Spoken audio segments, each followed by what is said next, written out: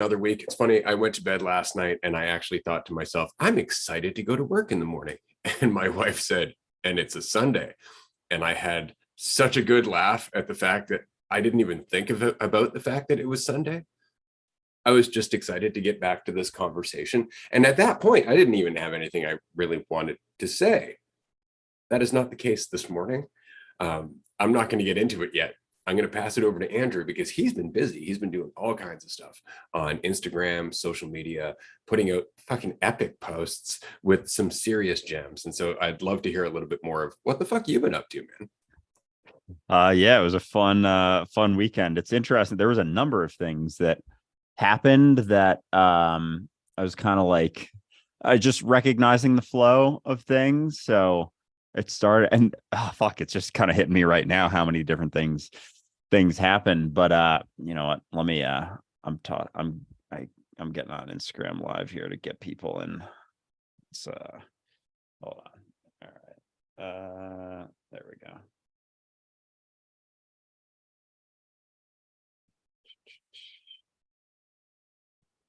Okay. So yesterday morning, my brother and I were gonna go ski. We had talked about a couple days before, like, yeah, let's ski Saturday morning, just an hour or two. I forget to you have to like buy a parking spot in advance because the parking lots are too small to accommodate for everyone. And I didn't I forgot to the night before. And so we checked in the morning. We were like halfway ready. I was like, oh shit, I didn't get that parking spot. Let's check. Sold out. And then we checked the traffic. It was like a lot of traffic to get there. And my brother was already half in, half out. And I was like, I mean, I would have liked to go, but you know what? Yeah, it's fine. So we just left it. We were like, ski another day. We'll ski next weekend. And then so I was kind of sitting there because sometimes when you have a plan and you have this idea that like you're going to be somewhere for 2-3 hours, then you're not, then it's like, oh boy, what do I do now? And so I've been having since I've had 2 ACL surgeries on my right knee. And so I was like, all right, I haven't addressed that. I have, or not that I haven't addressed it, but one of my knees has been just like bothering me, not in a painful way, but the one I got surgery on, ever since I fainted about a year ago, it's always just feels kind of funky. And so I was like, all right, I've been sort of looking into that, but let's like really dig in. And so I was on Google looking through things, trying to figure out like what causes knee tight. My quads are really tight. So I was like, that's probably has to do with something with it. So I was looking into it, and I realized, and something that hit me from like I was told 5-10 years ago, was that my hip internal rotation, and I promise this is all going somewhere. My hip internal rotation is really bad. So like if you're standing up and you turn your foot to the outside, that's your external rotation. So I was like always super flexible that way. And then turning inside, like if you were pigeon toed, you can kind of feel your hip turn in, super limited for me. So I was looking into that, and I was like, oh, that may have to do with it. And I realized, oh, that would make a ton of sense why I've torn my ACL, because if my hip isn't able to turn in, then, and it stops at a certain point, then the knee continues to turn in. And as the knee's not meant to twist, it's meant to bend like a hinge.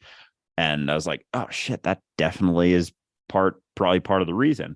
And so I spent like an hour digging into hip internal rotation mobility stuff, because this my knee has been something, like the one thing on my body that's just been like annoying me for a very long time. And I've been sort of working on things to deal with it. And I knew it probably wasn't something like in my knee. It was probably an imbalance somewhere else. So I think I figured out that it was my internal rotation on my hips. And so I did like an hour of just exercises focused on that. And my knee started to feel like way better. It was like it unlocked something. And so I think part of what happened yesterday was something that was kind of on my mind. It was always something there, whether I was directly thinking about it or not. And so as that went away, there was almost like more space for, it was like a layer got torn off. And so there was space for certain insights to arise. And so we went and worked out. And then I went on a run. I want to try running high. I worked out high last week. I wanted to try running high. And so I did, went great, and then got back and was still pretty high, hanging out, was about to eat food. And then that video I posted, that last one, kind of hit me as I was making food. I don't know what the initial sort of process of that coming together was, but it was just a deeper recognition of always being here and going through. It hit me in a different way. And I know, we've talked about this before, but that there's no preferences. God has no preferences, and that includes experience. It's just experience. There is no side of the spectrum that I cling to. It's all of it. And so if that were the case, then everything happening in all of reality right now would be something that if my primary goal was to just experience, that I would, want to experience. And it just hit me in a different way. And I was like, holy shit. And then the video sort of came together real quick. And then I just ran over to my desk and I was like, all right, I got to film this. Like I was halfway done making dinner, was about to eat. I just had to stop all that and film that video because it just hit in a different way. So it was interesting, just the sequence, looking back at the sequence of events yesterday, how, if I hadn't not gone skiing, wouldn't have looked into my knee hip stuff. If I hadn't done that, started to feel better, that, thought that's always kind of in the back of my head about it, trying to figure out what the hell's wrong with it, would have still been there.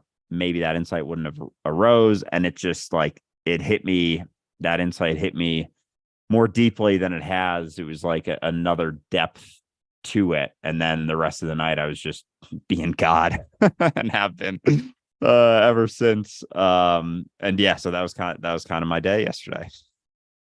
That is awesome. And I would find it especially funny just because I think I communicated this previously, actually. So much of my life recently has been tuning into my body, trying to address old injuries, but doing so in the same systemic way of kind of listening to my body and going, yeah, but the pain's there. That doesn't mean that's where the problem is, right? And kind of trying to find my way through until you find another spot and you're like, ah, I didn't even think about that. And for me, it's been my lower back and the different muscle groups in there for my lats and whatnot. And so I've had to get familiar with all of that stuff, which has caused me to twist in different ways and turn in different ways. And I just want to give a brief shout out to cannabis for being as awesome as you are, because it's great to be able to just get a little high and really feel your body. But it's interesting because I think that was the contributing factor to the insights that came later.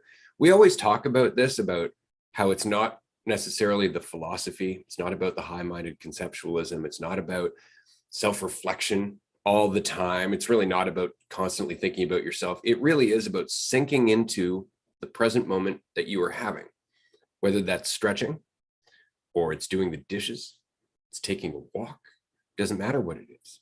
The deeper you are in that moment, the more you're going to get out of that moment. And I genuinely believe that those especially deep moments where you are involved in your own inner processes, as with stretching, it actually takes time for all of the insights that you take in during that period to translate as language and concepts later. And so I always find it interesting after a deep session of stretching or a deep session of doing some martial arts, the whole afternoon after that is just insight after insight after insight. Whenever you're truly present, and it's just because it's like you've gotten out of the way, you've created less of a roadblock. And so your intelligence is just flowing, which makes you wonder, what are you getting distracted by the rest of the time? Yeah, that's a great point. Oh man. There's always something there that doesn't have to be, almost, that isn't necessary, but it's almost like makes me wonder if that's sort of a subconscious avoidance, excuse to not go deeper in a way, is holding on to the I don't know, little minuscule things that aren't as important as they would be if we were to, even, going back to the video I posted before about death, kind of recognizing, what's really important. Like, how many of those little things do we cling to because we think that, I don't know, I don't even know why necessarily, because we want something to cling to. I guess it all comes back to the desire for certainty in a way, the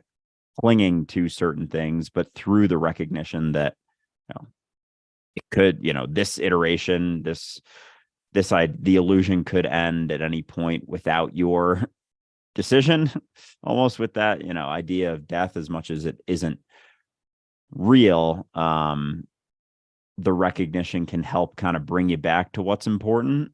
And that can be a way for people to let go of the little things. And then as you do, there are more opportunities for other insights to arise as you understand that you don't have to cling to those things anymore. And so I think with the stretching even too, it's not the stretching, but it's the opportunity to be focused, as you said, and go deeply into something. And even the other day when I worked out high, I stretched afterwards, and I was talking on Patreon, like I felt like I was inside of my body. Like my awareness was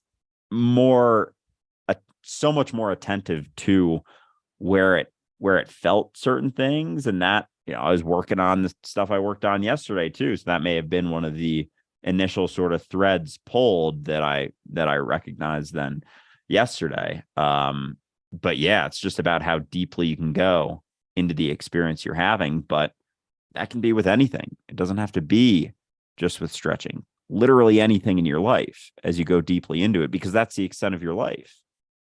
So might as well go as deep into it as you possibly can, right?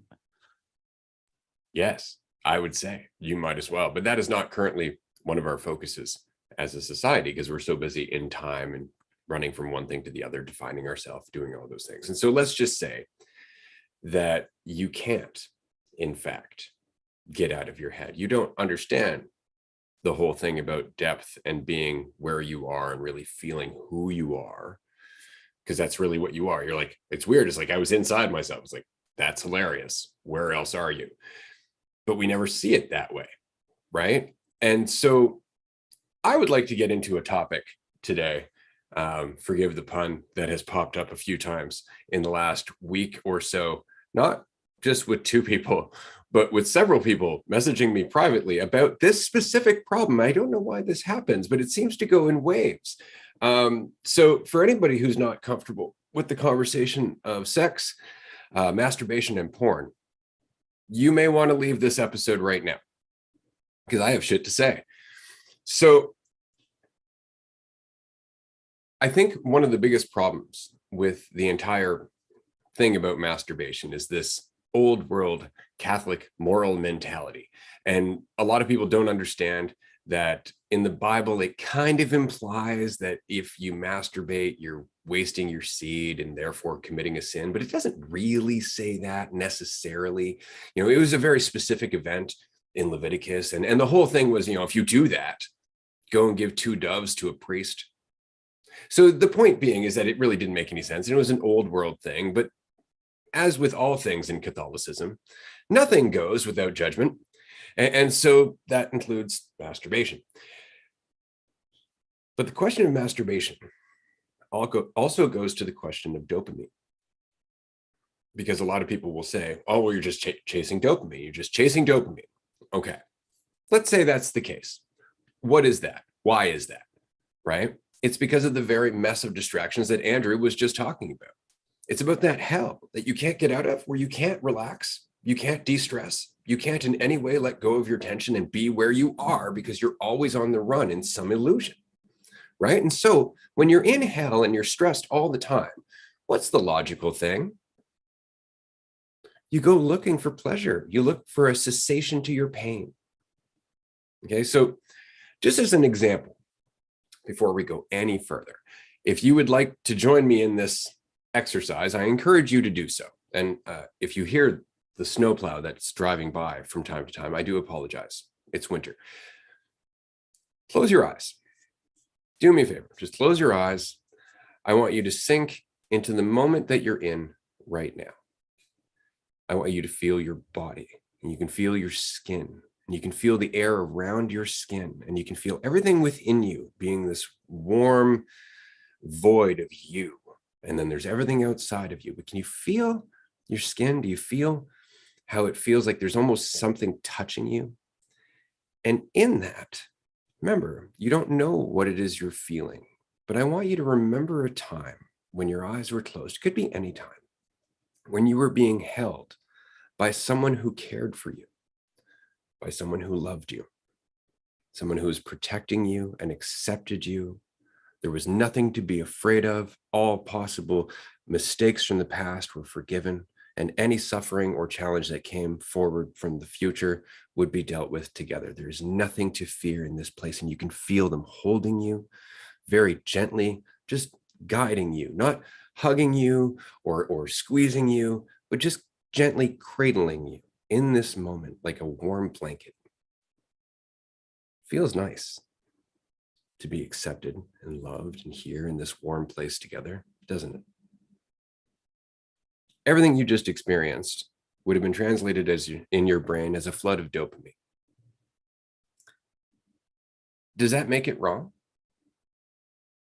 Does that make it a bad thing to experience? Just because for a brief moment you let go of all of your pain and experience some of the pleasure of just being you? Is it a bad thing? Is it a sin? Is it something to judge yourself for because you took a brief moment to escape the hell that you're always putting yourself through? No, it's not. But it is that easy to trigger dopamine. Dopamine is just pleasure. That's all it is. It's how your brain very much facilitates the experience of pleasure. So there's nothing wrong with going after pleasure in order to escape some of the pain that you are repeatedly enduring. It makes sense to do so, but therein is the path to addiction. So it's not that there's anything wrong with the dopamine or the pleasure. It's that we forget we need it in order to deal with the ongoing pain, to deal with the ongoing stress. And so when I hear somebody say, well, I was masturbating the other day and I was thinking like, should I be doing this? The real question is, what are you dealing with the rest of the fucking time? Shouldn't be judging yourself for whether or not you're giving yourself pleasure. Ask yourself, was it because you're going through hell the rest of the time? Is it because you're tense and stressed out? Because here's the thing, regardless of what you may have heard, okay, there are actual physiological benefits to masturbation. Here is Dualistic Unity's list of benefits to masturbating. It reduces tension. It reduces stress. It can help improve sleep. It can help improve your mood. It can help improve your self-perception, unless you're doing the Catholic thing and beating yourself up for beating yourself off. It can relieve menstrual cramps. It can strengthen muscles in your pelvic and your anal area. So it's actually not a bad thing for your body on any level whatsoever. It is the shit you do in your head that's getting to you. Okay? Maybe you masturbate too much, quote unquote. Okay. Why? Stress, tension. Guaranteed, you take away the stress and the tension, you're not going to feel the need to do that as much. Just letting you know. Okay? It's not a hell-worthy trespass. It's not something to beat yourself up over. Okay? It's something to understand and to look at. If you judge yourself, it's like judging any other addiction, right? And what's worse is the judgment and the guilt is more likely to reinforce that addiction, because now you have to run away from your self-perception even more. So you're going to look for something to focus on in order to, once again, get that flood of pleasure, that flood of dopamine, to escape the hell that you were continuing to create for yourself. So I wanted to get into this very quickly because it's important, and we haven't covered it up until now. We haven't gotten to the conversation because, quite frankly, I have a 15-year-old daughter, and I do try to watch what I talk about in the house. I gave my daughter a heads up this morning. I actually said, we're going to be discussing this on the episode today, so you may want to steer clear of the kitchen. She thanked me and has done so. But this conversation also goes towards porn. And porn is a different thing for a number of reasons. But it's not a different thing for a number of reasons, right? So here's the thing. The argument against porn is that it becomes addictive, that it actually rewires your brain, that it changes you as a person and your capacity to think. It actually rewires your brain over time to lower your intelligence and your attention level. So do cartoons. So does any escape focused on for too long. So it's not necessarily about the porn. In the same way, it's not about the masturbation. It's about what are you running from? And are you addicted to that escape mechanism? That's all it is. Whatever you're focusing on for an oversimplified version of pleasure is going to become familiar and addictive, and it's going to oversimplify you to the point where that's all you're thinking about is that tunnel vision. It's not about the porn. It's about any escape, any escape. It's not about, oh, we're just chasing dopamine. Oh, I'm just chasing dopamine. I'm a dopamine addict. No, you are in hell. You are in a fucked up system that is contradictory and makes you think about yourself far too much in a way that is unhealthy and toxic. And as a result of all of that stress, all that tension, all that weight that is ongoing for the entirety of your fucking life, you're looking for some cessation. Beating yourself up for that's not going to help. But understanding it might. Taking moments to dig in to the present, as Andrew was talking about, taking those moments to stretch, right? Get into your body. Maybe not in the same way, but get into your body, right? Without the distraction. And do that enough, and you may actually start to feel a cessation of that stress and tension. And what you'll find is that you reach for those addictions, for those escapes, far less. Far less.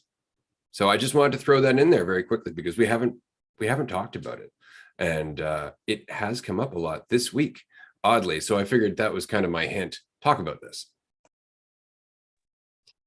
Yeah, that you brought up some fantastic points that I wrote down at 19 minutes. Going to snag that clip. Dualistic Unity's reasons for benefits of masturbation, or whatever you said exactly. That's going to make for a fantastic clip. But you bring up a lot of interesting points because, you know, with that, I think the masturbation discussion, it's very much involved in the how to be a man type stuff. You know, the Andrew Tate type mentality. A lot of those guys are pushing like, oh, you know, don't do this, don't do that. Like there's all these fucking rules, and no one talks about the root or why we're doing it. They're just like, don't do this. And I think a lot of the discussion around, you know, the dopamine is that, and the way I thought about it when I was younger, and because I did like the whole no FAP, no masturbation thing for 2 years, 2 years to the dot, actually. It was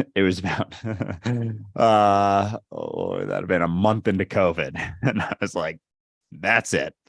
No more of that. So COVID ended that for me. But it was a good time because there's repercussions to not doing so as well. Like because we're doing all this. Like a wet dream is a pain in the ass to deal with.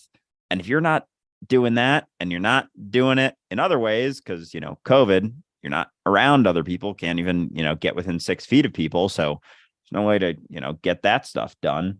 There's going to be other ways for it to happen. And so like wet dreams were like started to become way more common. I'm like, fuck, I'm now, because at that point during COVID, my parents were moving into a new apartment, but it wasn't ready yet. So we were actually in a rental for a few months that was pretty small. It was like 3 rooms for 5 people, like certainly not super small, but, you know, I was on a pull-out couch for a few months there, and it was just tighter quarters than we were used to. And so I was just thinking like, yeah, I'm really not trying to deal with changing the sheets in the morning, like wake up. I just have to say, oh yeah, I wet the bed or something.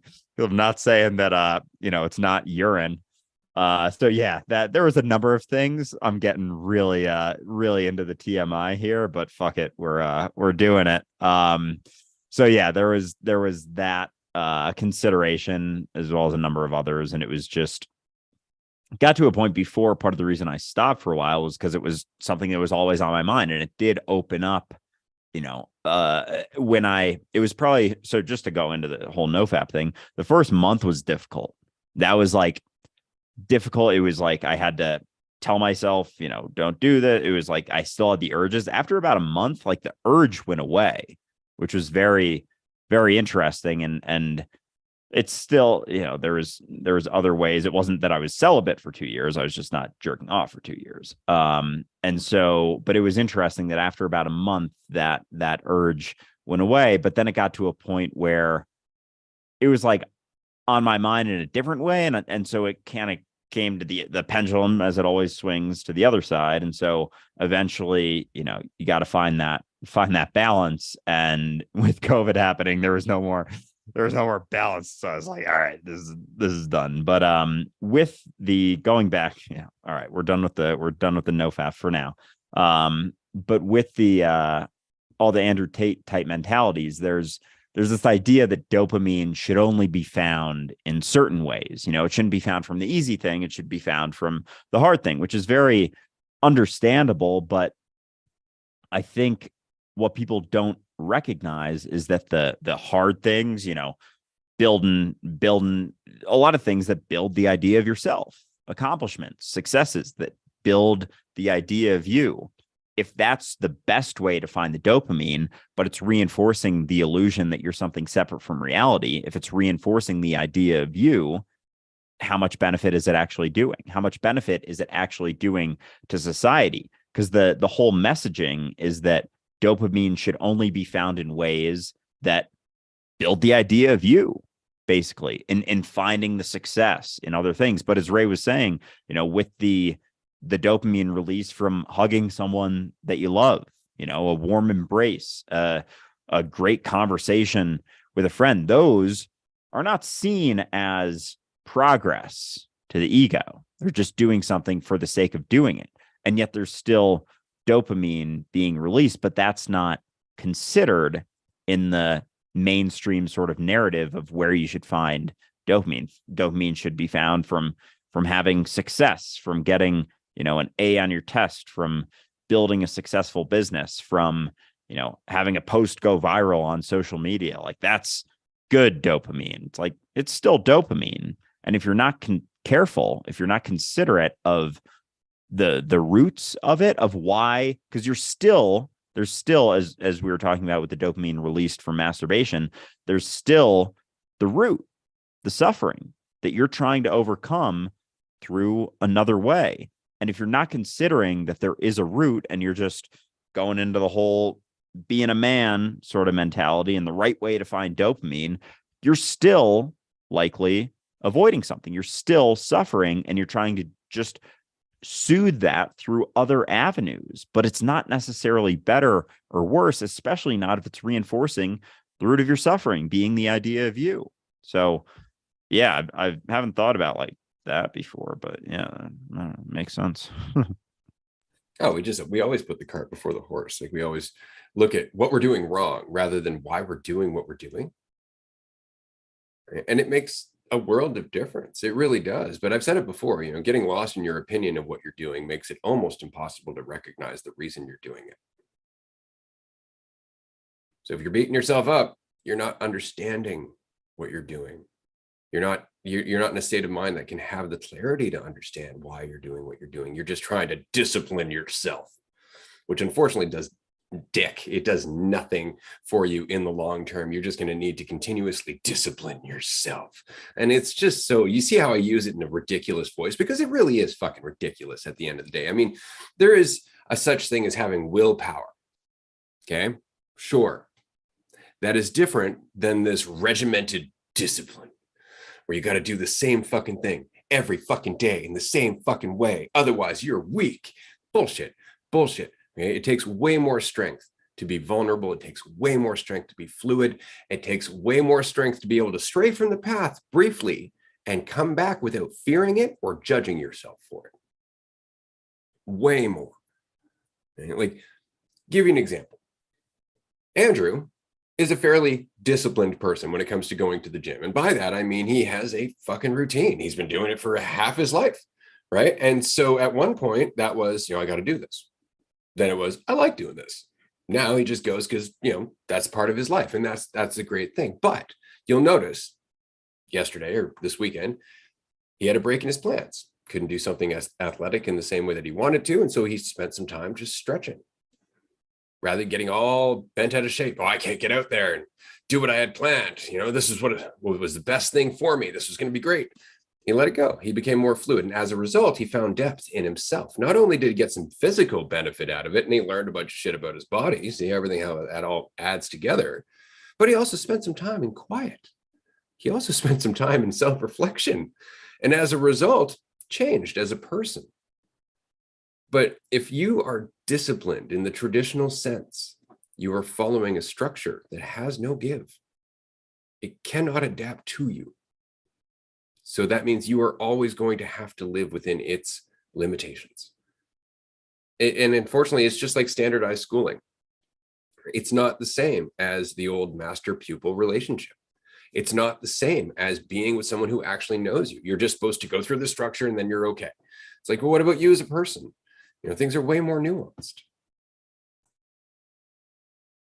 Yeah. And going into the gym stuff and that sort of, and just, the discipline in general, it's been interesting to see my shifts of perspective on that. Cause as Ray said, I've been working out. I've been like lifting weights straight up since I was 13 years old, like fairly consistently. And I got into it when I was younger. My dad worked out and I just asked him one day, like, hey, we had this like, home gym, sort of like the one machine thing that you could do a bunch of different things with.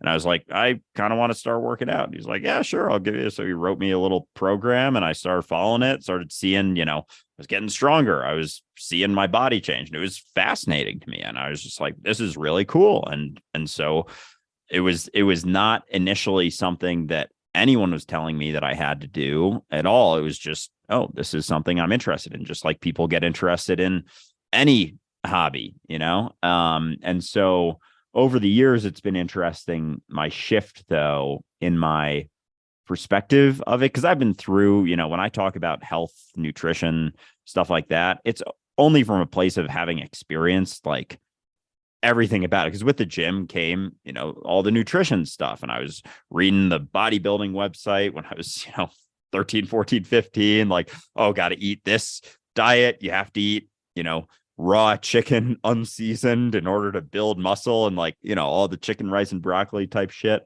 And I've always been very curious and figuring out like what is actually behind all of this. And so over the years, there's been a progression of kind of swinging back and forth between different perspectives, trying different things, seeing what works, and not going into it necessarily with assumptions that it will or it won't, but just kind of finding out seeing how it goes. And so with my perspective with working out, there's been a shift just in the past about year, that I used to very much have that strict discipline sort of mentality. And there have been points in my life where I've gone to the gym, every day of the week, maybe, 6 days. There have been points where I go to the gym 2 days, and there was always something that I felt like I had to follow. And because I've been pretty good with the discipline stuff, it almost became so habitual that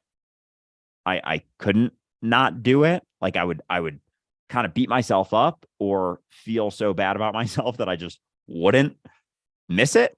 And what I've realized was, the pitfalls of that, especially over the last year, where, now I still work out probably at least 3 days a week, kind of like every other, sometimes 4, but it's very fluid. Like it's way more fluid. And if there's a day that I can't, or, there's something else I want to do instead, maybe I want a little bit more time to work on some stuff here, or, read something or whatever. It's been the process of letting go of thinking that I'm doing anything wrong that has helped a ton, because that's what gets in the way. Like there's nothing right or wrong with going to the gym a lot or not a lot, but if you do build a sort of routine, you can become just as addicted to that. And not to say that it's as maybe detrimental of an addiction as, crack cocaine, but it still is an addiction to seeing yourself in a certain way, seeing yourself as someone who goes to the gym 6 days a week and needing that in order to feel better. So as I felt more whole and complete in myself, just inherently, there hasn't been so much a need to stick to anything so strictly anymore. And so I'm a lot more fluid with it. And the process really has been on the days where I thought I was going to go the night before. Maybe I set my gym clothes out. I was like, I'm going to do it. And then I wake up and I'm like, I'd rather do this. How quickly can I let go of the idea that I should be going to the gym? Because that's really it. That's the process, is how quickly you can let go of the idea that you've done anything wrong. Because for a very long time, I was just relying upon that I was going to feel bad if I didn't go. I was going to feel worse about myself. It's like that's only reinforcing an illusion. That's reinforcing your idea of yourself. And so you can absolutely set a schedule, make plans, but as that shifts, how quickly can you become okay with that shift? And I think that's one of the core processes to letting go of the idea of yourself. It certainly goes hand in hand with it. Yeah, I would say absolutely. I just wanted to take a brief moment and give a shout out to everybody who is currently joining us in the comment section on our live stream. Thank you so much for being here. We really appreciate it. It's our Sunday sermon, quote unquote, I guess. So we appreciate you being here and spending time with us rather than going to some church somewhere or just hanging on your own, really. Because I mean, you can do anything you want. And the fact that you're spending time with us here means the world to us, because it means the community is growing. It means the conversation's growing. It means that Andrew and I are not just talking to each other, though I guess we are always talking to ourselves regardless. But I wanted to go in another direction. Well, actually, it's not another direction, but it's kind of on the same tangent. And this is something that, again, I have to bring up because it comes up frequently, and not as a question, as a behavior. So this is a different thing. Self-acceptance versus self-honesty. They are not mutually exclusive, which means that you can accept that perhaps you masturbate too much, quote unquote, too much. And you know what too much is based on whether or not it's getting in the way of your life. You know that, okay? Or perhaps you're addicted to a certain drug, or perhaps you have an unhealthy eating habit, okay? It's important to accept yourself. It's important to look at those things and go, right, I got here because of a specific reason. These are habits that I've developed over time because of the tension and stress and hell and story I've told myself and all of these things. You can accept all of that and not beat yourself up for it. On the other hand, there's also the importance of being self-honest, which means that once you've taken judgment out of it, you should be able to ask yourself whether this is hurting you. Honestly, take the ego out of it. In other words, if it hurts to admit that perhaps you eat too often as an escape, that's your ego. If you remove your ego, you can still recognize that you eat too often as an escape and do something about it. But it's less likely to happen if you're beating yourself up. It's less likely to happen if your ego is still involved. But self-acceptance is not the only part of this journey.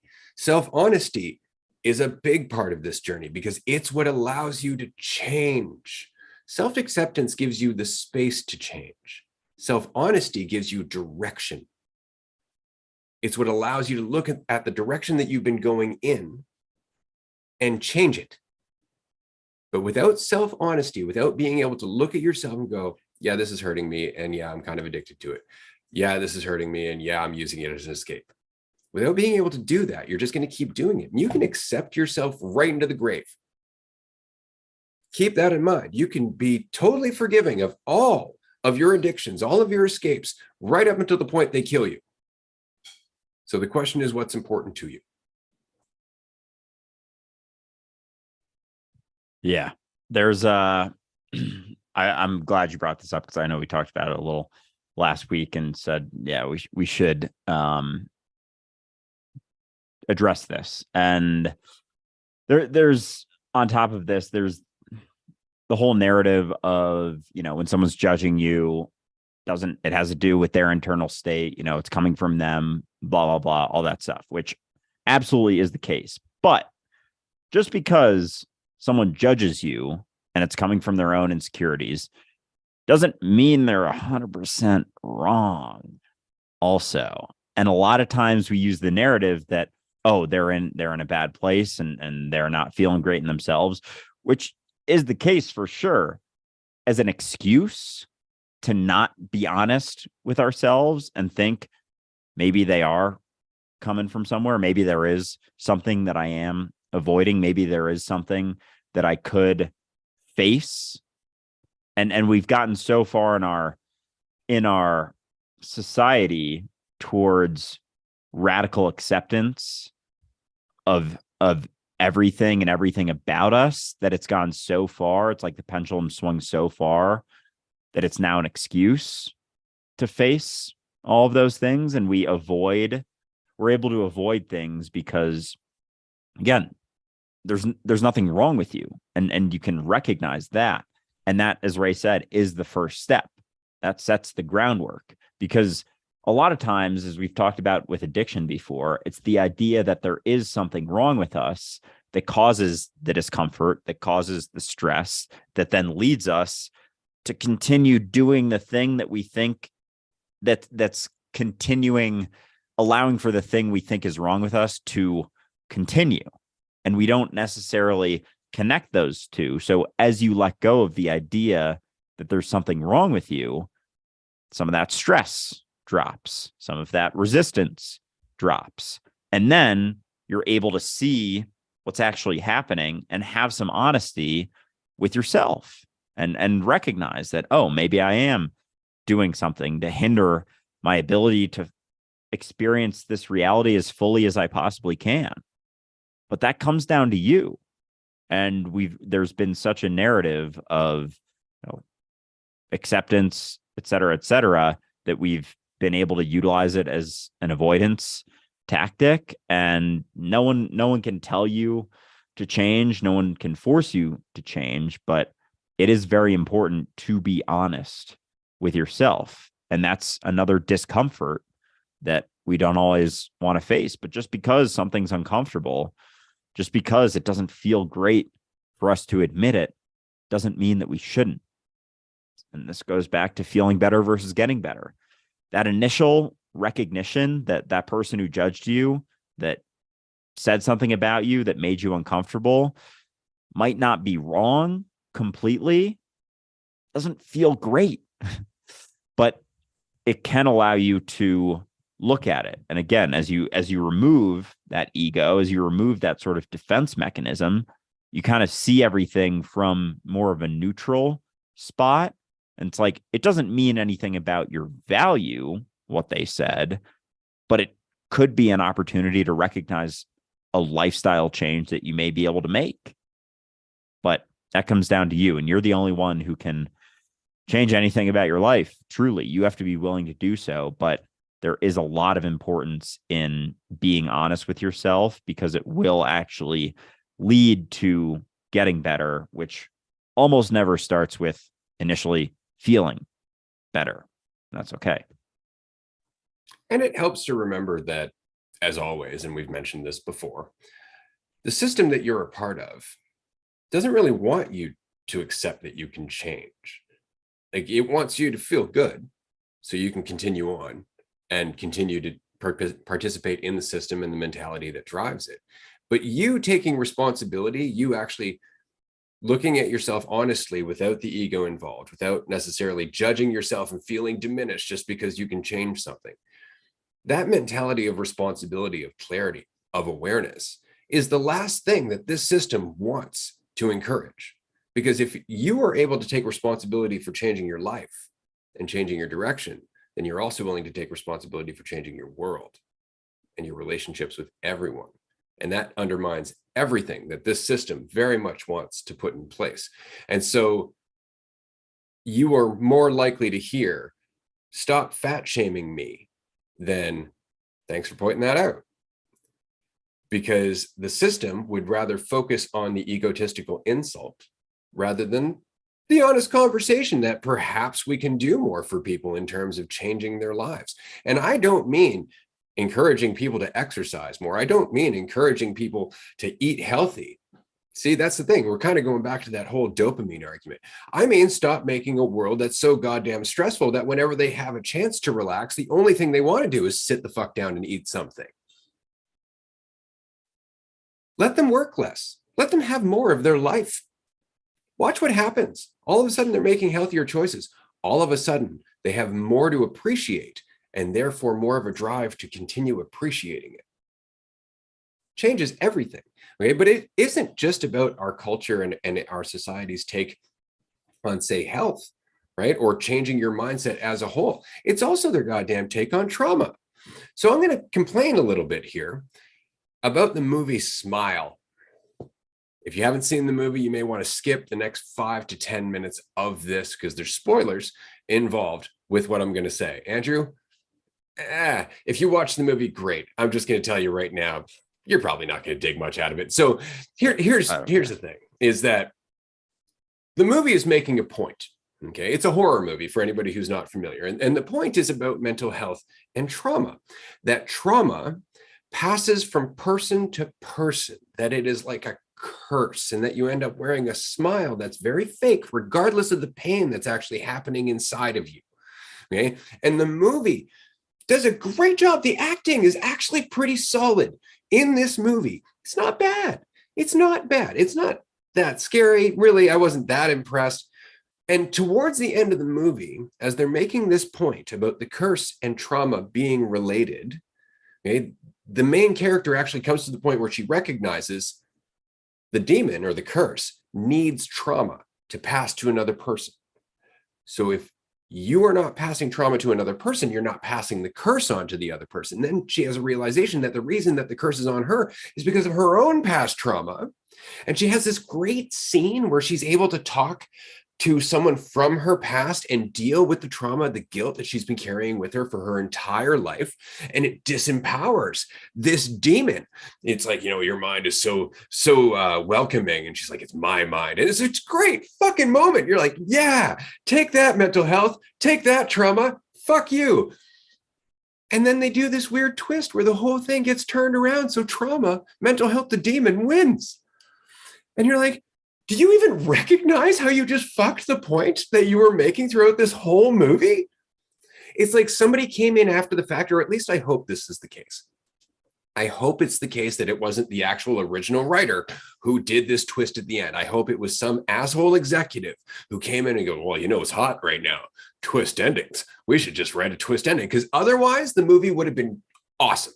It would have been really well done. I really would have enjoyed it, despite the fact that it would have had, very much a we beat the evil ending, which I'm not a huge fan of. Anybody who knows me understands I love movies that end with the evil winning, for sure, especially when you don't see it coming, because you don't see it coming. I love that. Okay. This did not have that effect on me. This very much pissed me off. Like, I was getting really into the point of trauma and mental health being something that we pass on to other people, and that we can take accountability, we can change direction, that it's our mind. I loved that. And then all of a sudden, to totally pull the rug out and go, oh, no, you're not more powerful than your trauma, was complete bullshit. It just drove me nuts. But that is very much our society's mentality. You have a disorder. There is something wrong with you that can only be addressed through medication and someone with a certificate who can fix you like a fucking repairman. And it is the most bullshit line that, unfortunately, we tend to follow. We tend to listen to. And it's only because people with such credentials are implying it, right? Oh, it's only because companies with such large bank accounts are peddling it, right? It's also the fact that it's uncomfortable. We can accept our mental health issues, but can we be honest about the fact that we perpetuate them? Can we be honest about the fact that we have influence over them? Can we be honest about the fact that it's our mind? Regardless of what influences are working against us, it's our mind. Can we be honest about self-responsibility?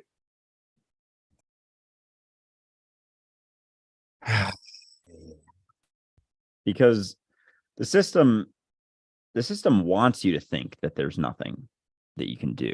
It wants you to think that you're a victim and that the only thing that can help you is the pill they're going to give you, be it, an actual pill or a metaphorical pill of something that, can soothe that pain. But it doesn't want you to think that you can do it yourself, because you can't make money off that.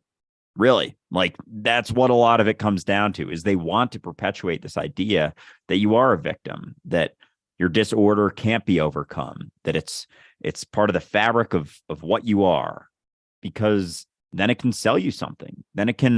Then you're vulnerable. Then you're in need of something outside of yourself to find peace. And this goes back to the same thing with fucking religion, with that sort of celebration of life church thing I went to last year for one of our family friends, when the pastor guy just kept hitting on the point that you couldn't find peace in yourself. You need God. You need Jesus in order to find peace. It's impossible to find on your own. And that's just another iteration of the system's mentality, that it can't be found within you, because that runs rampant then through everything in your life. If you think it has to come from outside of you, peace has to come from outside of you, then everything has to come from outside of you. It's like a complete mentality shift into needing something outside of yourself, needing a medication, needing love, needing, to interact with other people, needing God, all of these things. It's the same sort of fucking narrative that is just runs throughout our society and comes up in so many different ways. But, going back to being overweight, being morbid, like so overweight that the system basically gets to make a shitload of money off you, is what that comes down to as well. Because so of course they're going to push a narrative. And anyone who thinks that, oh, this is conspiracy, just be honest with yourself for a second. If a system needs to make money off of sick people, it's not necessarily going to push a narrative or push ideas that makes everyone super healthy. Because if they weren't needed as much anymore, if everyone was able to take that responsibility in themselves, they weren't, inherently a victim. They weren't given this life sentence of this disorder, and therefore, with the disorder comes a what's the word? Whatever, medication that you have to fill, a prescription that you have to fill week after week after week after week after week for the rest of your life, because this is the fabric of what you are. And the only way to deal with this is to take this little pill that they just so happen to make a shitload of money off of.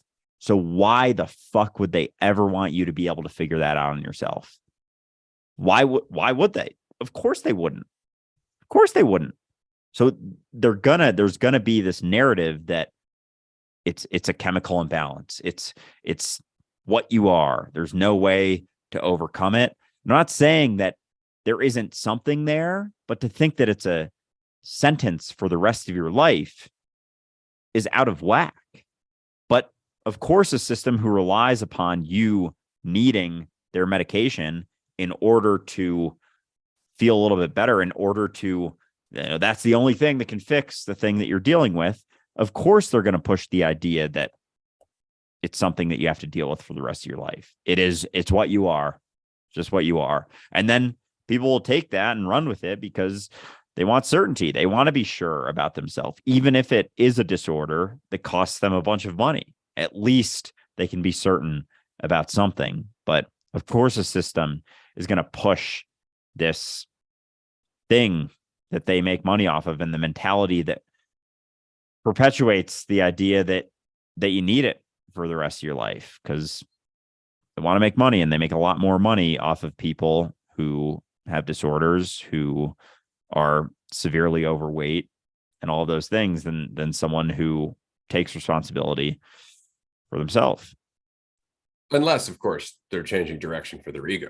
That is one thing the system has no problems with. What's that? You want to lose weight so you can look better and attract other people? No problem. Here's all the protein shakes and energy drinks and everything that you could possibly want. And this is the thing, like, how many people do you see who are going to the gym, 4, 5, 6 days a week and still eating garbage, right? Or still just being egotistical assholes about it. Like, they're not going for their health, is what I'm saying. They're going for how they look, which the system has no problem with at all, because that leads to more marketing, right? So it's just the cessation of stress. Our system doesn't dig it. It's not really all about it, because again, if we relax too much, we're not going to be productive by its standards, right? But we shouldn't be productive by its standards at all. I was listening to an interview the other day. Christ, I can't remember who it was. It might have been Richard Wolff. Anyway, he was talking about capitalism and how capitalism may have had a chance at one point of fulfilling the needs of humanity, which was to create a more equal and free society. But this is where it went wrong. So he gives this example, and I'm not taking credit for this. It's a fucking great example. Okay. So you have a factory with workers and an owner. So the owner sells the product that the workers make, pays the workers, pays for the next round of materials for the next product, and makes a little bit of profit on top. Okay. That all makes sense. That's the capitalistic vision. You're the owner, you put in the investment, you're making all the things happen, you get a little bit of profit for your time, for all of your risk and your investment and everything else. Makes sense, right? All the workers benefit. So now all of a sudden here comes technology, and technology creates a way for you to create the same amount of output with half the amount of workers. So now you have halved how much you have to pay the workers, and therefore made more profit for yourself. But all of those workers are now unemployed. And that is the typical mentality of our current capitalistic system. But there was an option there that nobody considers because we're egotistical, greedy motherfuckers. Can I tell you what the option was? The owner could have given everyone half a day off and continued to pay them the same amount and made the same profit he was making originally. He didn't have to fulfill his own pockets more than everyone else. He didn't have to fire anyone. Every single person could have had half their day to live. And that's where capitalism fucks up with us. Damn, that is a good example. Oh man, I was trying to think of like what's the kicker? What's the kicker? And I was like, is he gonna just pay the unemployed people a salary? It's like, no, that actually, oh man. But yeah, that fucking ego, that identity. We think we're more because we make more money. We think we're more valuable because we make more. And that, that the owner thinks that it is benefiting from something that could allow for all of society to benefit, like very much could have done that. But, because them making more money means more about them and makes them more of a valuable asset to society in their own eyes and in society's eyes, they have to take that route. They have to take that path, because the other end of it would be recognizing that their value doesn't waver. Oh, their value actually doesn't go up from making more money. And so why wouldn't they want to help reality a little bit? But it's all rooted in that, like we were talking about last week with the mentality being the trunk and the roots of the tree, and all of these things that we're trying to deal with, all of the atrocities and all of reality are the branches and the leaves on the tree. And we're avoiding that recognition that your value doesn't waver. It actually doesn't go up. when you make a fuckload more money than everyone else. If we were able to recognize that, our entire perspective would shift on everything that we do, everything. And it comes from that. And as much as people are like, oh, that's such a basic shift. Oh, recognizing my value. And it's like, that basically is the reason that our society is the way it is. That's what it comes down to, because people think their value can go up and down. So they're always trying to raise it because they never feel like it's high enough, because we're existing in comparison. You can always compare yourself to anyone, and anyone's going to have more than you. You know, even someone who makes less money, maybe they have more time. And then you're like, oh, I need that, but I also need the money because that person over there has more money than I do. And so we're constantly comparing to everything. And we always feel like we're not enough because we're always existing in this through this idea of ourselves that, you know, has value and can be judged and can be, you know, raised and lowered and all this shit. And really it comes down to just recognizing that it doesn't waver no matter what. No matter what you do, no matter how much money you make, no matter how many things you have, no matter how many people like you, doesn't make it go up. So therefore it can't go down.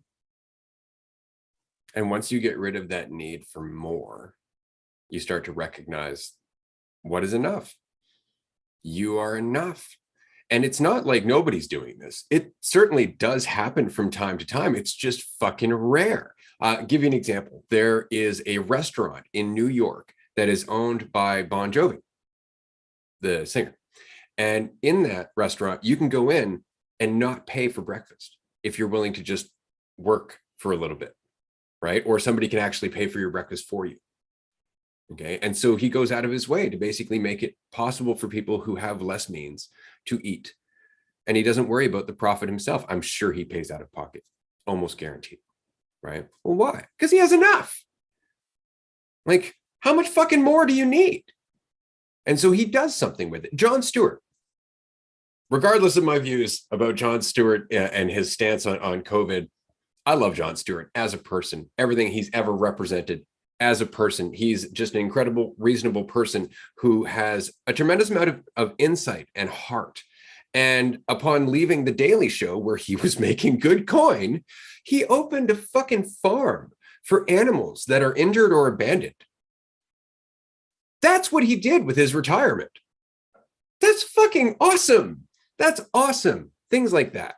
Okay. So the problem isn't that it isn't happening here and there. The problem is that nobody's doing it to such a degree that it's absurd and unavoidable. Let's say Elon, for example, was to change his stance on employees being there for his own good, and was to stop trying to make them sleep at the office just so he could get more out of them and get more bang for his buck, could easily take a pay cut, could easily take a profit hit and give all of those people 2 hours a day to live. He could totally change his mentality. How many millionaires, how many billionaires, how many rich fucking people, regardless how you want to look at it, just have way more than they'll ever spend? Just ask yourself that. It's not like, oh, well, they should have the right to have it. Sure. Okay. They should have the right to have it. Fine. I would like to take you out to an island, just you and I, where all the food that I find is just mine. Does that seem fair to you?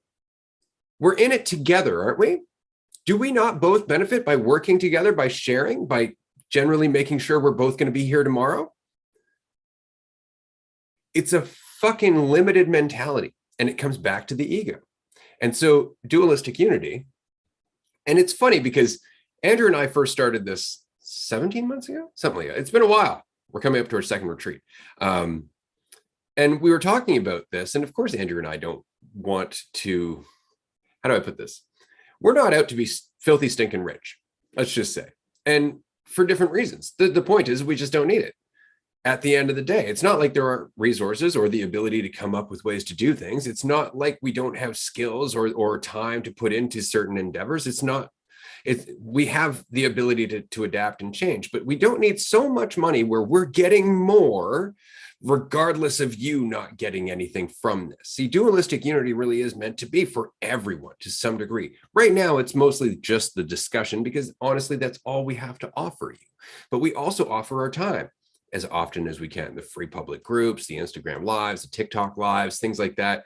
And then we have Patreon, which we've made as cheap and affordable as possible because we still have to pay our bills. If we're going to do this full time, we need to survive in the system, but we have a cap on how much we want to make in terms of how much we need to survive. And then after that cap, everything goes back into Dualistic Unity. And the reason it goes back into Dualistic Unity is because we want to be able to lower ticket prices for the retreats. We want to be able to offer free events. Hell, I want to be able to, at one point, and this is something we're working on kind of in the background, have some actual certified counselors that are willing to work with DU for our listeners, wherein we can actually help subsidize some of those appointments, wherein we can actually make that something that's more accessible for you. But the only way that that's going to happen is through us, unfortunately, making more money, making more resources, which is why the podcast is so important in terms of attention, in terms of getting the word out there, in terms of telling other people.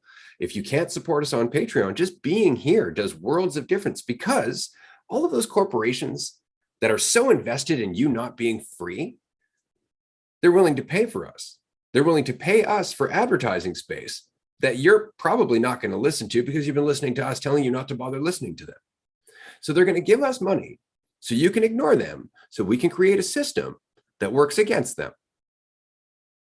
And so you just being here, you just taking responsibility, you having the courage to question yourself, the courage to listen to this, the courage to at least entertain the conversation that we're having, does everything that we need.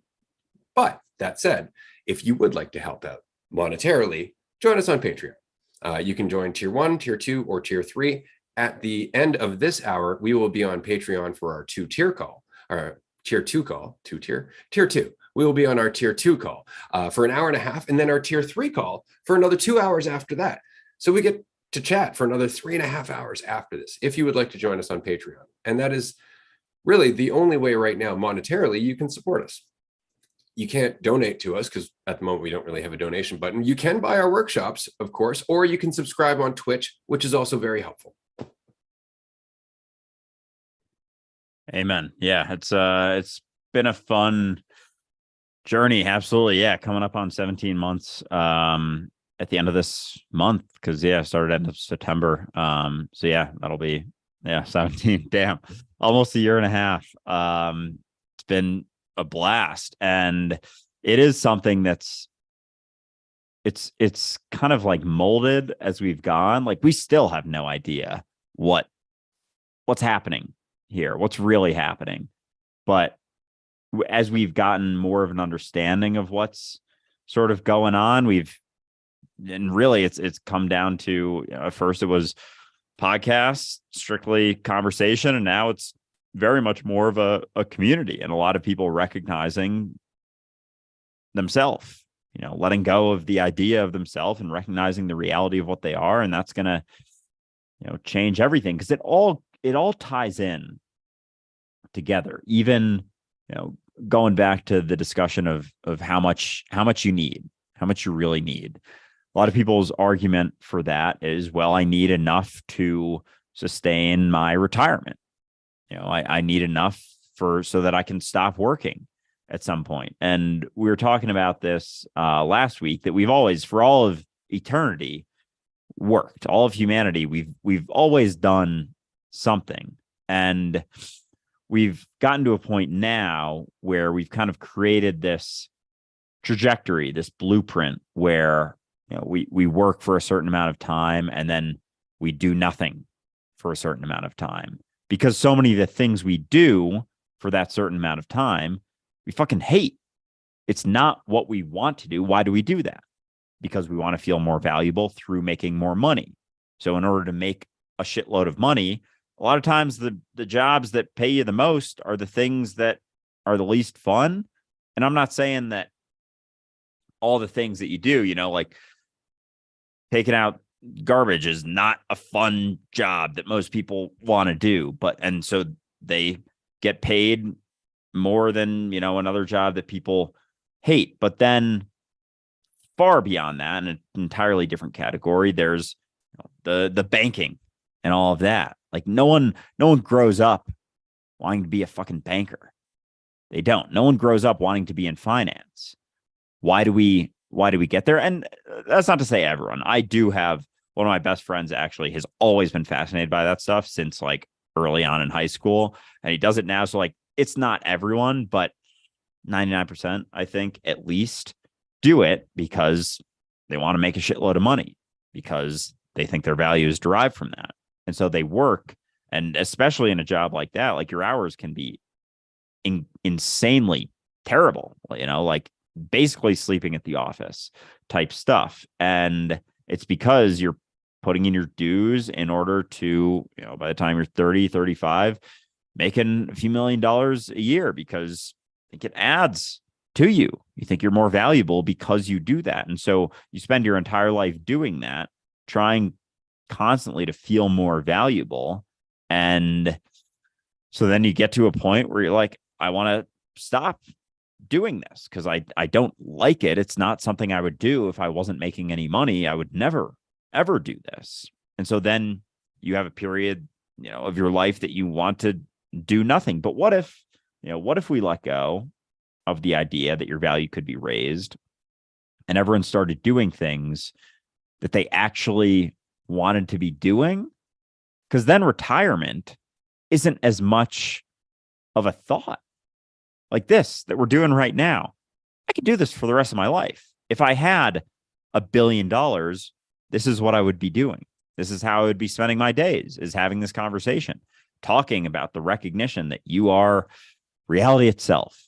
You are God, experiencing itself. And so this is something that I could do for the rest of my life. So obviously we're getting to a point where, we're building a sustainable income, but then it stops. And then it goes into everything that we're talking about. Then it goes back into the reality, not just that we're a part of, but that we are.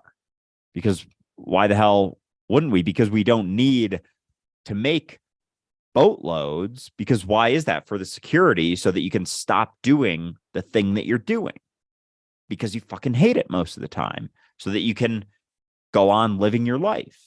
That's why we feel like we need so much, because we don't have faith in ourselves. We feel like we need that security because we don't want to do the thing that we're doing for the rest of our life because we fucking hate it. So we need an excess amount of extra savings in order to live out the rest of our life, not having to do the thing that we've fucking hated that we've done for 40 years of our life. So if we can let go of the idea that our value increases from making that excess amount of money throughout our life, then we would be more focused on doing actually fulfilling things throughout, 20s, 30s, 40s, 50s, as opposed to doing something we hate just to feel more valuable. And then, retirement would be a completely different discussion, because we would be able to do a lot more things for a lot longer. It wouldn't be this mentality of do something you hate and then do nothing. It would be do something that's actually relatively fulfilling. And then if that's a thing that you would do if you could do anything, then there's no consideration of retirement. It's like, retire from what? I don't know. Maybe when we get super old, we don't do as many retreats because travel gets tougher or something, or as things start to happen, more people get involved. We don't do this 6 hours a day, 5 days a week, and we cut back a little bit, but it doesn't shift what we're doing and everything that's happening. Like, this is still what we'd be doing when we're 80 years old. Oh, in varying different degrees. We have lofty ambitions, as we've said before. Actually, on that note, I don't think we've ever actually gotten into this on the podcast, but at the moment, Andrew and I are not making enough to sustain ourselves. Let's just say that. We don't make enough to pay rent. We don't make enough to pay groceries. We don't make enough to really count ourselves as being able to do this full time at the moment. We're doing it because we have resources in terms of people who are willing to help us or support us as we do this transition, as we try to put the time in, as we try to really just put everything we've got in terms of energy and attention into Dualistic Unity so that this can grow. And we are seeing growth. Like, we are seeing a massive rise in how many people are listening to the podcast, how many people are tuning in. A lot more people have been buying the workshops, things like that. Patreon this month, we've seen so many new supporters, and we are incredibly grateful for that. A few people have reached out, not the least of which, of course, is Amanda, who we've often mentioned and always want to thank. Thank you, Amanda, for being everything that you are. There have also been a few other people, like Jake Miller, for example, from Ripple Media, and they've offered to do some stuff for Dualistic Unity just out of the kindness of their heart in their free time when they can, and we are incredibly grateful for that. And there are actually a few things that we would love to see more of. If anybody is available, if anybody does have free time and you would like to help out Dualistic Unity, there are a few things that we could really use. The first of which, of course, is more video editing. Dualistic Unity has over 150 episodes now. And frankly, Andrew does just a bang up job of clipping them up as we go, but we didn't have the time to clip up the episodes up until we became full-time at this in November or December. So there's 120 episodes that there are just no clips from. And those episodes have some great things in them. And so if anybody is feeling ambitious and would like to help us out, if you have a video editing company, we are happy to give you a shout out on social media and thank you as often as we can for the work that you're doing. And of course, to spread the word to the rest of our community, because we appreciate it. We don't have as much time as we'd like. It's Andrew and I on the one end, and on the other end, it's just Amanda. And as powerful and fucking crazy motivated, I'm gonna say, I'm just gonna say crazy. As crazy as Amanda is in terms of just fucking intensity, even she has her limits. Sorry, Amanda. So video editing is one of those things. If you are in the space where you're having this conversation, maybe you have a podcast of your own about this conversation, or you have a social media channel where you're having this conversation, where you do live shows, that kind of thing, and you'd like to help us out that by maybe hosting a group on our Patreon page for our community once a month, maybe twice a month. We would love to have you on. It would be great to be able to say, this person's going to be hosting this group on this day from this time, and it helps the community and it spreads the word a little bit for what you're doing on the side. So that's another thing that we could do. Of course, I still have huge plans for the DAO and our NFTs. So if you happen to have experience and a sizable resume with smart contracts, specifically in programming a DAO, I would love to talk to you. We have ideas. Unfortunately, it's going to cost 15 to 20 grand to realize those ideas, and we just don't have that. So anybody who has that skill set, who would like to talk to us about that, obviously there's going to be long-term benefits. Being on the ground floor, you would be somebody who has a stake in the ongoing performance of that DAO. So of course there would be a benefit for you monetarily as it moves forward, if not at the beginning, because again, we don't have the money. So that's just one thing to throw out there. Another thing, app development. If you develop apps, we have ideas for apps. Don't have the money to pay for them, but we've got shit tons of ideas. So if you would like to put in some time and develop an app for us, again, that's something that could turn out to be a source of residual income for you in the long term. We are happy to spread the profit, to split the profit on any projects like this that help the Dualistic Unity community with whoever can help us make that a reality.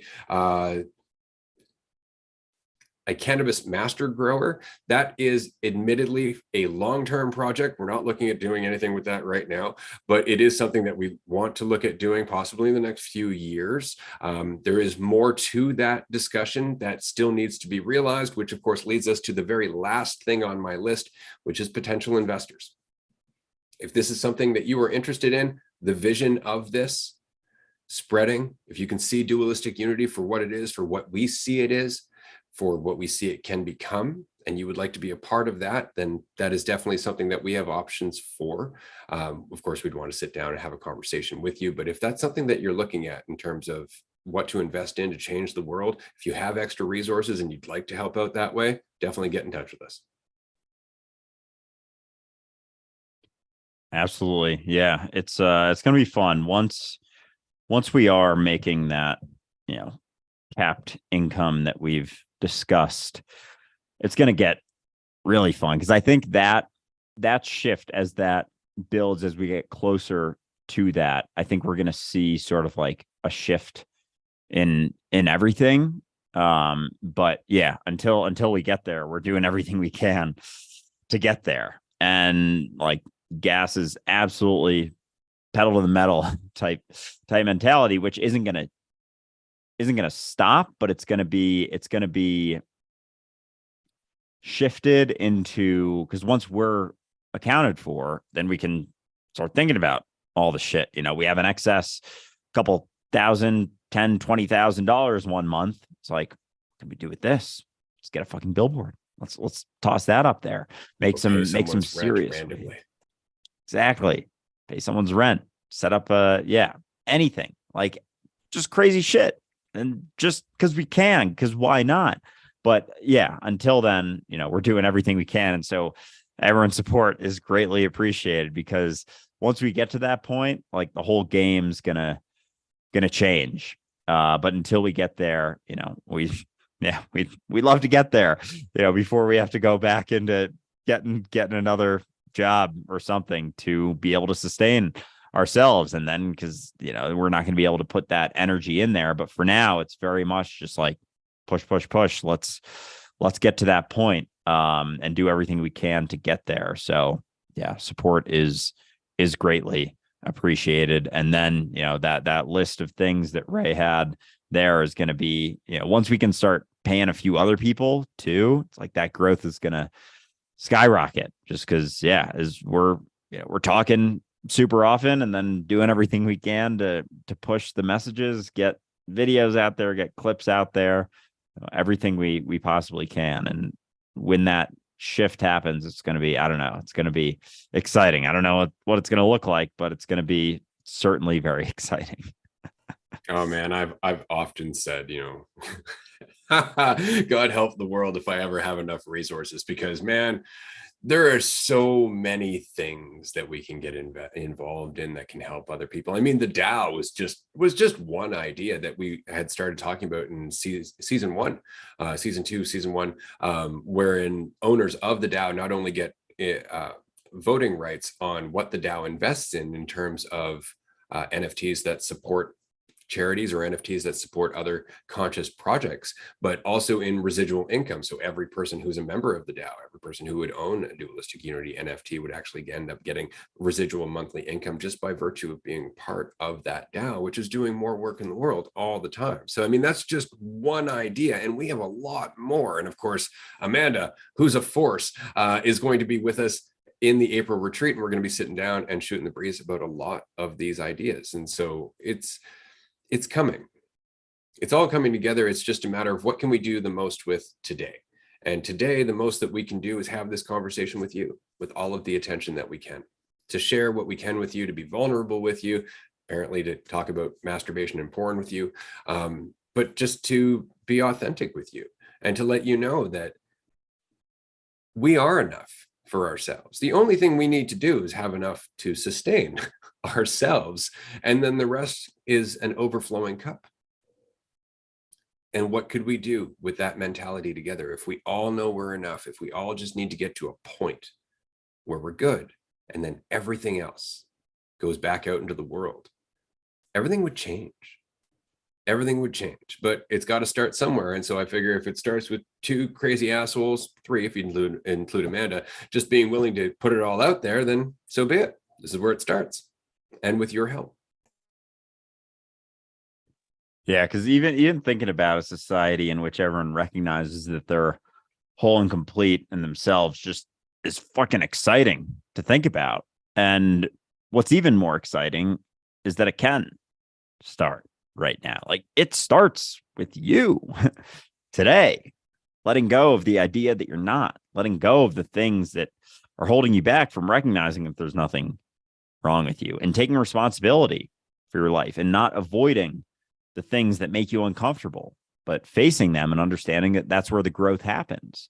Like, as much as cool as it is to think about an entire society that may be able to exist in that way, it's even cooler to recognize that you can do it right now. Like today, you can let that shit go.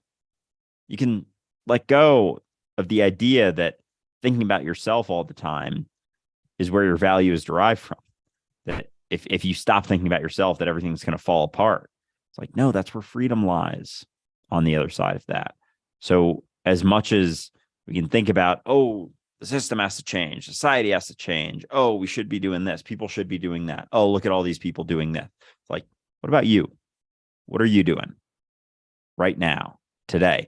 And for me, that's the most empowering thing. That's the most empowering message, is that you can change all of reality right now through letting go of the idea that you're something separate, through letting go of the idea that you aren't enough, through letting go of the idea there's something wrong with you, and existing in that state of freedom that is uncertain, and becoming more comfortable with not being able to define yourself and just finding out what you're capable of. That's the most empowering thing I think you could ever recognize, is that you're capable of doing that today, capable of doing it right now. And something else I want to bring up, because Rainer brought up Wild Wild Country, that documentary. Have you seen that, or did you hear about like Osho and everything that he did? I forget the typical term they call him. I'm familiar with Osho, but I don't know Wild Wild Country. Okay, Bhagwan, I think he goes something like that. Yeah, I'd be curious, because I watched the first 3 episodes of it, and it's basically a group that they're very much, Osho guy is like the leader. They're all looking up to him. He doesn't really do a great job of saying like, no, don't look up to me. It's within you. They're all like fucking worshiping him, but they try and create, a sustainable community. And I haven't gotten to the end or finds out like what happens. Apparently there's like a lot of crazy shit that goes down, but they're initially met with, they try and build this community in a remote town in Oregon, and they're met by the townspeople. There's only like 40 people in the town, with just like, they have so much discomfort about them because they're different. And there's no real reason that they're just like, I just have a weird feeling about them. I just don't like them. I just don't like them. And it's just like classic close-minded sort of boomer white people mentality of like, anyone who looks different or acts different or does anything different, like there must be something wrong. But so far it's sort of the process of them doing their best to build a sustainable community. And I'm not going to get too into it, because I don't know what happens towards the end yet. But yeah, they're faced with all sorts of crazy pushback from people who initially, and again, I don't know where it goes, but initially just don't like them because they're different, basically. And but it's interesting, because I don't see them as so different from what we're sort of trying to do, but it is different because they very much had a leader, and they were kind of doing it all for him. Like the community was like a gift to him, and it's like, yeah, that certainly rubs me the wrong way. But yeah, I'm definitely finding it interesting to see the pushback from the collective ego as well, to something that's different like that. Well, I've spent a lot of time thinking about this, and I think that there's a way to do it that doesn't get that pushback from the collective ego. And the reason I say that, and this is the same reason I steer away from being any kind of spiritual teacher or spiritual at all.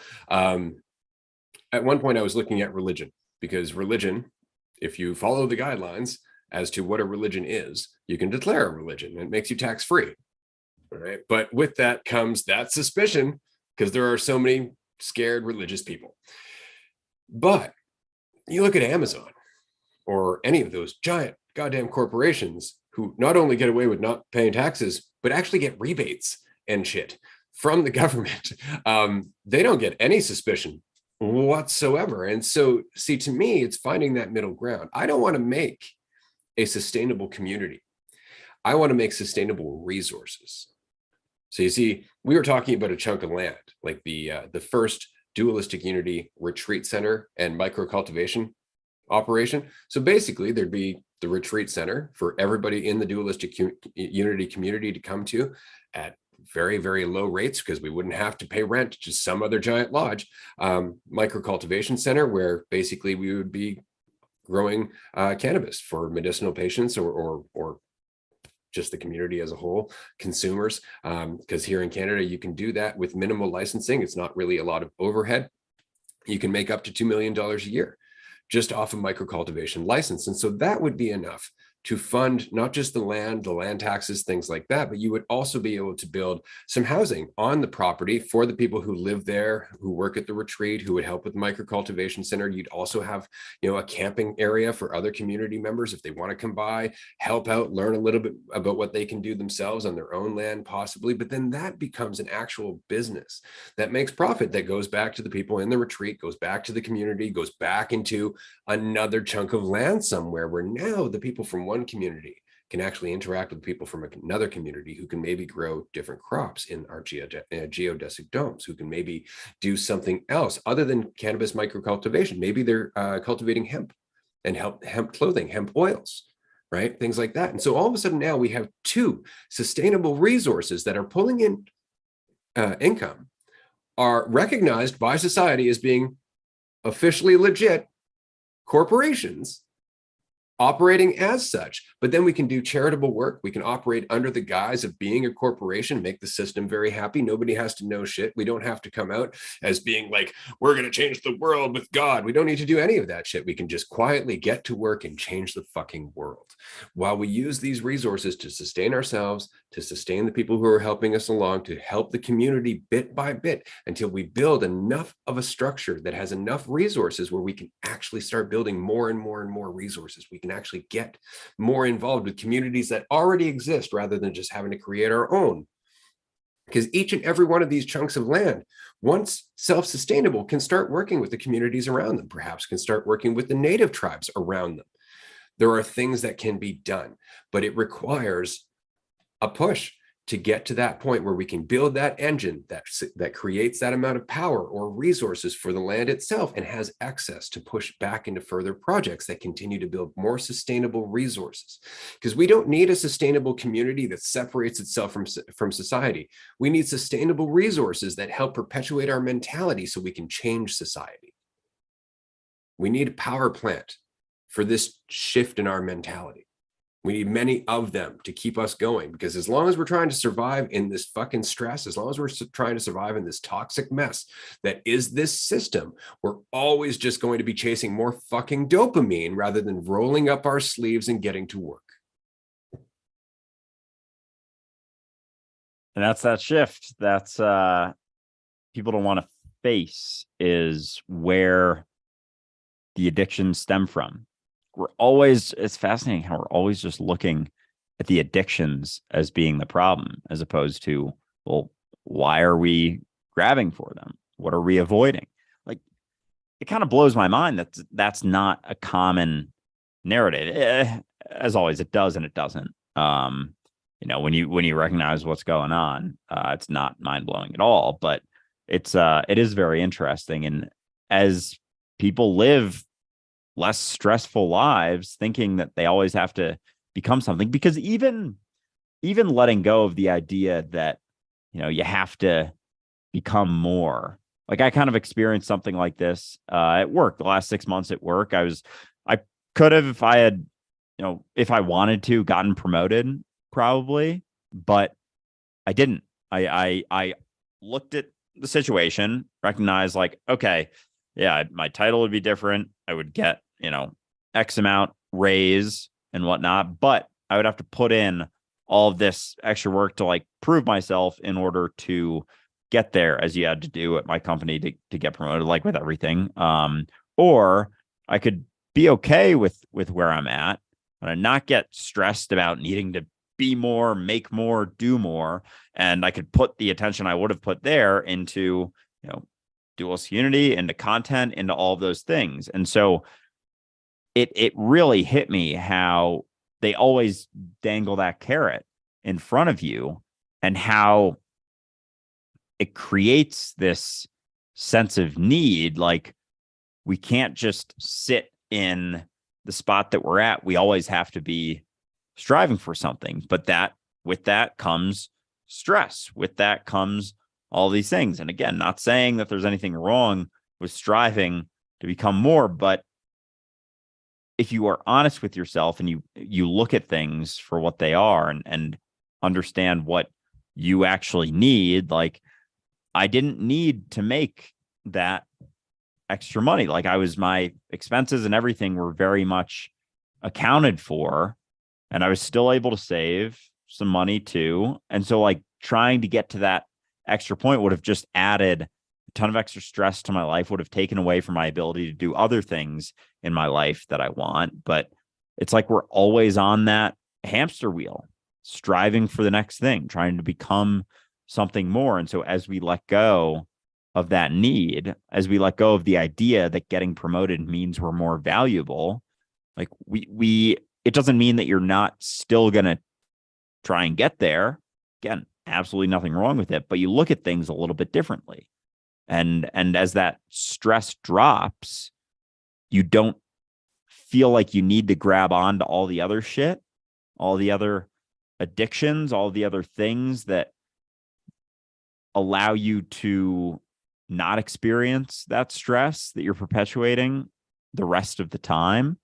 But that's not the common narrative, because the system has ways of helping you cope with that stress and with those addictions and all of it.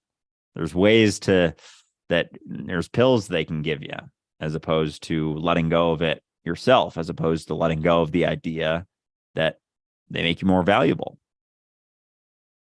And there's people that you can judge, and people you can hate, people that you can be afraid of. That's all going to distract you from being yourself as well, right? And you'll notice that that's very much the big focus in terms of the media. Conflict and division, right? How much you are separate from everything else, how much there is for you to worry about. That focuses us so much on our fear that, of course, we look for a way to stop the fear. Of course, we look for a cessation to our tension and our stress. Of course, we look for an escape. Of course we do, right? And we're not going to stop until we recognize the mentality that's driving it. That's the whole thing. Like, I tell you right now, I am a part of the world like everyone else, okay? I actually actively read. I actively read the news.